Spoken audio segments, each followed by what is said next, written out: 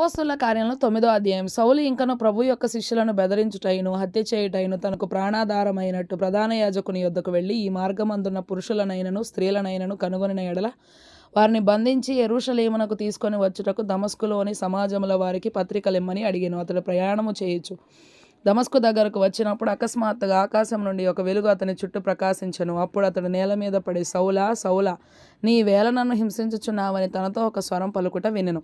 ప్రభువా, నీవెవడవని అతడు అడగగా, ఆయన, నేను నీవు హింసించుచున్న యేసును. లేచి పట్టణంలోనికి వెళ్ళుము, అక్కడ నీవు ఏమి చేయవలనో అది నీకు తెలుపబడునని చెప్పాను. అతనితో ప్రయాణము చేసిన మనుషులు ఆ స్వరము వినిరి గాని ఎవరిని చూడక మౌనులై నిలువబడిరి. సౌలు నేల మీద నుండి లేచి కనులు తెరచినను ఏమీ చూడలేకపోయాను గనుక వారు అతని చెయ్యి పట్టుకొని దమస్కులోనికి నడిపించిరి. అతడు 3 దినములు చూపులేక అన్నపానములేమీ పుచ్చుకొనకుండెను. దమస్కులో అననీయ అని ఒక శిష్యుడుండెను. ప్రభు దర్శనమందు అననీయ అని అతనిని పిలవగా అతడు, ప్రభువా, ఇదిగో నేనున్నానెను. అందుకు ప్రభు, నీవు లేచి తిన్నని దనబడిన వీధికి వెళ్ళి యూదా అనువాని ఇంట తార్సు వాడైన సౌలు అనువాని కొరకు విచారించుము. ఇదిగో అతడు ప్రార్థన చేయుచున్నాడు. అతడు అననీయ అనున ఒక మనుష్యుడు లోపలికి వచ్చి తాను దృష్టి పొందినట్లు తల మీద చేతులుంచుట చూచి ఉన్నాడని చెప్పాను. అందుకు అననీయ, ప్రభువా, ఈ మనుషుడు యెరూషలేములో నీ పరిశుద్ధులకు ఎంతో కీడు చేసి ఉన్నాడని అతని గూర్చి అనేకుల వలన వింటిని. ఇక్కడను నీ నామమును బట్టి ప్రార్థన చేయి వారిని అందరినీ బంధించుటకు అతడు ప్రధాన యాజకుల వలన అధికారం పొంది ఉన్నాడని ఉత్తరం ఇచ్చెను. అందుకు ప్రభువు, నీవు వెళ్ళుము, అన్యజనుల ఎదుటను రాజుల ఎదుటను ఇశ్రాయేలీయుల ఎదుటను నా నామం భరించుటకు ఇతడు నేను ఏర్పరచుకున్న సాధనమై ఉన్నాడు. మూల భాషలో పాత్ర అయి ఉన్నాడు. ఇతడు నా నామము కొరకు ఎన్ని శ్రమలను అనుభవింపవలనో నేను ఇతనికి చూపుదునని అతనితో చెప్పాను. అననీయ వెళ్ళి ఆ ఇంట ప్రవేశించి అతని మీద చేతులుంచి, సౌలా, సహోదరుడా, నీవు వచ్చిన మార్గంలో నీకు కనబడిన ప్రభువైన యేసు నీవు దృష్టి పొంది పరిశుద్ధాత్మతో నింపబడినట్లు నన్ను పంపియున్నాడని చెప్పాను. అప్పుడే అతని కన్నుల నుండి పొరల వంటివి రాలగా దృష్టి కలిగి లేచి బాప్తిస్మం పొందెను. తర్వాత ఆహారం పుచ్చుకొని బలపడెను. పిమ్మట అతడు దమస్కులోనున్న శిష్యులతో కూడా కొన్ని దినములుండెను. వెంటనే సమాజ మందిరములలో యేసే దేవుని కుమారుడని ఆయనను గూర్చి ప్రకటించుచు వచ్చెను. వినిన వారందరూ విభ్రాంతి నొంది, యెరూషలేములో ఈ నామమును బట్టి ప్రార్థన చేయువారిని నాశనము చేసిన వాడితడే కాడా? వారిని బంధించి ప్రధాన యాజకుల యొద్ద కొనిపోవుటకు ఇక్కడికి కూడా వచ్చి ఉన్నాడని చెప్పుకొండిరి. అయితే సౌలు మరి ఎక్కువగా బలపడి, ఈయనే క్రీస్తు అని రుజువు పరచుచు దమస్కులో కాపురమున్న యూదులను కలవరపరచెను. అనేక దినములు గతించిన పిమ్మట యూదులు అతనిని చంపన ఆలోచింపగా వారి ఆలోచన సౌలునకు తెలియవచ్చెను. వారు అతని చంపవలనని రాత్రింబగళ్ళు ద్వారముల యొద్ద కాచుకొనుచుండిరి. గనుక అతని శిష్యులు రాత్రివేళ అతనిని తీసుకొని పోయి గంపలో ఉంచి గోడ గుండా అతనిని క్రిందికి దింపిరి.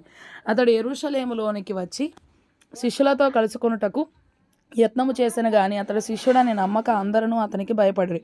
అయితే బర్నబా అతనిని దగ్గర తీసి అపోస్తలుల యొద్దకు తోడుకొని వచ్చి అతడు త్రోవలో ప్రభువును చూచెననియో, ప్రభువు అతనితో మాట్లాడిననియో, అతడు దమస్కులో యేసునామమును బట్టి ధైర్యముగా బోధించననియో వారికి వివరముగా తెలియపరచెను.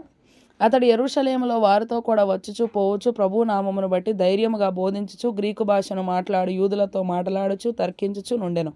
వారు అతనిని చంప ప్రయత్నము చేసిరి గాని సహోదరులు దీనిని తెలుసుకొని అతనిని కైసరేకు తోడుకొని వచ్చి తార్సునకు పంపిరి. కావున యోదయ, గలిలయ, సమరయ దేశములందంతటా సంఘము క్షేమాభివృద్ధి నొందుచు మూల భాషలో కట్టబడుచు సమాధానం కలిగి ఉండెను.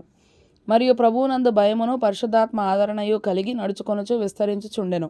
ఆ తర్వాత పేతురు సకల ప్రదేశములలో సంచారము చేయుచు లుద్దలో కాపురమున్న పరిశుద్ధుల యొద్దకు వచ్చెను. అక్కడ పక్షవాయువు కలిగి 8 ఏండ్ల నుండి మంచం పట్టి ఉండిన ఐనయ్య అని ఒక మనుషుని చూచి, పేతురు, ఐనయ్య, యేసుక్రీస్తు నిన్ను స్వస్థపరచుచున్నాడు, నీవు లేచి నీ పరుపు నీవే పరుచుకొనుమని అతనితో చెప్పగా వెంటనే అతడు లేచెను.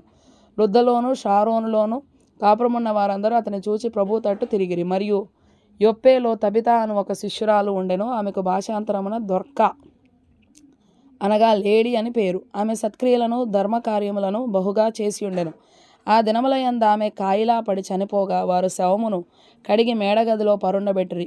లుద్ద యొప్పేకు దగ్గరగా ఉండుట చేత పేతురు అక్కడ ఉన్నాడని శిష్యులు విని అతడు తడవు చేయక తమ యొద్దకు రావాలని వేడుకొనుటకు 2 మనుషులను అతని యొద్దకు పంపిరి. పేతురు లేచి వారితో కూడా వెళ్ళి అక్కడ చేరినప్పుడు వారు మేడగదిలోనికి అతనిని తీసుకొని వచ్చిరి. విధవరాండ్రందరూ వచ్చి ఏడ్చుచు దొరక్క తమతో కూడా ఉన్నప్పుడు కుట్టిన అంగీలను వస్త్రములను చూపుచు అతని ఎదుట నిలిచిరి. పేతురు అందరినీ వెలుపలికి పంపి మోకాళ్ళుని ప్రార్థన చేసి శవం వైపు తిరిగి తబిత లెమ్మనగా ఆమె కనులు తెరచి పేతురును చూచి లేచి కూర్చుండెను.